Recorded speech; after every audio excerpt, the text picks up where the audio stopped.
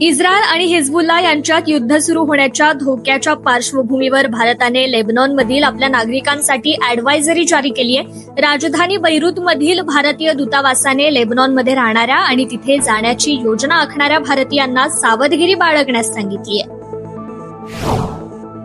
व्हेनेझुएलामध्ये Nicolas Maduro यांच्या विजयाच्या निषेधार्थ लोकांनी निषेध व्यक्त करत या ठिकाणी दंगली सुरू केल्या। दक्षिण अमेरिकन देशांतून जाळपोळीच्याही बातम्या समोर येतात। अध्यक्षपदाच्या निवडणुकीत हेराफेरी झाल्याचं सांगण्यात आलंय।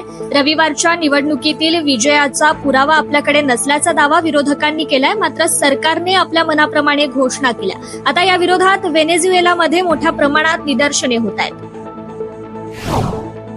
कोणताही देश दुसऱ्यांवर वर्चस्व गाजवणार नाही आणि प्रत्येक देश दडपशाहीपासून मुक्त असेल अशा प्रकारचे वातावरण निर्माण करण्यासाठी कटिबद्ध असल्याचे क्वाड परिषदेत प्रसिद्ध करण्यात आलेल्या संयुक्त निवेदनात म्हटलं गेलंय। या निवेदनातून चीनला अप्रत्यक्षपणे इशारा देण्यात आल्याचं तज्ज्ञांचं म्हणणं आहे।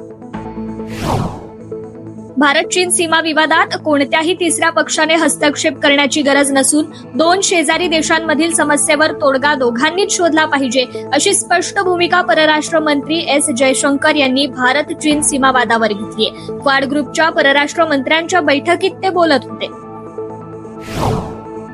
मालदीव सध्या आर्थिक संकटात आहे, त्यामुळे त्यांना परराष्ट्र धोरणात बदल करण्याची गरज भासली आहे। विशेषतः भारताच्या सोबत त्यांना अधिक चांगले संबंध टिकवावे लागणार आहेत। चीन समर्थक नेता राष्ट्राध्यक्ष मोहम्मद मोइझू यांच्या प्रशासनाला त्यामुळे मोठ्या आर्थिक आव्हानांचा सामना करावा लागलाय, त्यामुळे त्यांनी रणनीतीही बदलली आहे। एका मुलाखतीत बोलताना त्यांनी भारताला मालदीवचा जवळचा मित्र म्हटलंय। इंग्लंडच्या उत्तर पश्चिम भागात असलेल्या साऊथ पोर्टमध्ये एका अज्ञाताने केलेल्या चाकू हल्ल्यामध्ये 8 जण जखमी झाले। जखमींमध्ये काही मुलांचाही समावेश आहे। साऊथ पोर्ट भाग लिव्हरपूल शहराजवळ आहे। मर्सीसाइड पोलिसांनी या हल्ल्याबाबत माहिती देताना दुपारी या चाकू हल्ल्याची माहिती मिळाल्याचं सांगितलंय। त्यानंतर घटनास्थळी पोहोचलेल्या पोलिसांच्या पथकाने शोध मोहीम हातात घेऊन संशयिताला ताब्यात घेतलंय।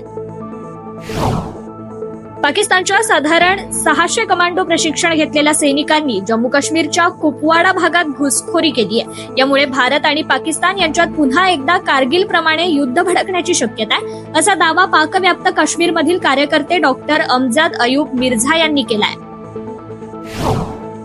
पाकिस्तानच्या सरन्यायाधीशांच्या विरोधात हिंसाचार भडकवल्याबद्दल पोलिसांनी तेहरीक ए लबैक याच्या वरिष्ठ मौलानाला अटक केली आहे। टीएलपीचे मौलाना उपअमीर पीर जहीरुल हसन शाह हे पाकिस्तानी लष्कराच्या जवळचे असल्याचं सांगण्यात येते। या मौलानाने मुबारक सानी प्रकरणातील सर्वोच्च न्यायालयाच्या निर्णयाविरोधात लाहोर प्रेस क्लब बाहेर निषेध रॅली काढून चिथावणीखोर भाषण केलं होतं। यावेळी जहीरुल हसन शाह याने सरन्यायाधीशांना जीवे मारण्याची धमकी दिली होती। पाकिस्तानात गेल्या काही दिवसांपासून भीषण दंगली सुरू आहेत। येथील 2 समाज हे एका जमिनीच्या तुकड्यासाठी आपापसात भिडले असून पाकिस्तानच्या खैबर पख्तूनख्वा प्रांतात सुरू असलेल्या या दंगलीत आतापर्यंत 49 जणांचा मृत्यू झालाय, तर 200हून अधिक जण जखमी झालेत। अमेरिकेतील कॅलिफोर्नियामध्ये काल 4.9 रिश्टर स्केलचा शक्तिशाली भूकंपाचा धक्का जाणवलाय। लॉस एंजेलिसमध्येही भूकंपाचे धक्के जाणवलेत। भूकंपाचा केंद्रबिंदू बारस्टो जवळ होता। या तीव्रतेच्या भूकंपाने कॅलिफोर्नियातील लोकांना चिंतेत टाकलंय। भूकंप संपल्यानंतरही बराच वेळ भूकंपाचे धक्के जाणवत राहिले। राज्यातील जीवित आणि मालमत्तेच्या हानीचा अधिकारी तपास करतायत। बांगलादेशात अलीकडेच झालेल्या देशव्यापी हिंसक निदर्शनांमध्ये किमान 150 जण ठार झाले असल्याचे बांगलादेश सरकारने म्हटलंय। सरकारी नोकऱ्यांमधील आरक्षणाला विरोध करण्यासाठी विद्यार्थी संघटनांच्या आंदोलनाला हिंसक वळण लागल्यानंतर सरकारने कायदा आणि सुव्यवस्था नियंत्रणात आणण्यासाठी लष्कराला पाचारण केलं होतं। केरळच्या वायनाडमधील काही गावात मुसळधार पावसामुळे भूस्खलनाची घटना घडली आहे। या भूस्खलनात शेकडो लोक ढिगाऱ्याखाली दबले गेलेत। या दुर्घटनेत आतापर्यंत 54 जणांचा मृत्यू झालाय। लोकांना वाचवण्यासाठी रेस्क्यू ऑपरेशन सुरू करण्यात आलंय। एनडीआरएफ आणि एअरफोर्सचे पथक घटनास्थळी मदत कार्याला पोहोचले। वायनाड जिल्ह्याच्या मुंडक्काई, चुरमाला, अट्टामाला आणि नुलपुझा या गावात ही दुर्घटना घडली आहे। अंतराळात अडकलेल्या सुनीता विल्यम्स यांचा आता परतीचा मार्ग मोकळा झालाय. आंतरराष्ट्रीय अंतराळ स्थानकावर तैनात असलेल्या अंतराळ यानाशी संबंधित काही महत्वाच्या चाचण्या घेण्यात आल्या. फ्लाईट डायरेक्टर कोल मेहरिंग यांच्या मार्गदर्शनाखाली या चाचण्या घेण्यात आल्या. या चाचणीचे निकाल सकारात्मक आले आहेत, त्यामुळे अंतराळवीर लवकरच परत येऊ शकतात, याबाबत फ्लाईट डायरेक्टर मेहरिंग यांनी माहिती दिली आहे. पॅरिस ऑलिम्पिक 2024 स्पर्धेत सध्या अनेक भारतीय खेळाडूही मैदानात चमकदार कामगिरी करताना दिसतात. दरम्यान भारताचा स्टार गोल्डन बॉय भालाफेकपटू नीरज चोप्रा पॅरिससाठी रवाना झालाय.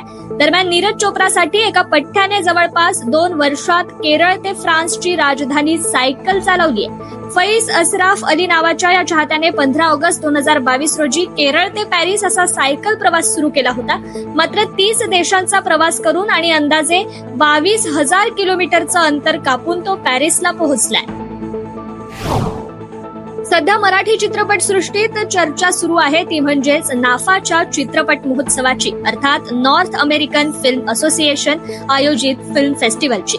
चित्रपट निर्माते अभिजित घोलप यांनी अमेरिकेच्या भूमीत मराठी चित्रपट रुजवण्याचं स्वप्न बघितलं आणि ते सत्यात उतरवूनही दाखवलं. अमेरिकेत 7 समुद्रापार मराठी चित्रपटांना एक अनोखं स्थान देत घोलप यांनी मराठी चित्रपट सृष्टीची पताका रोवली.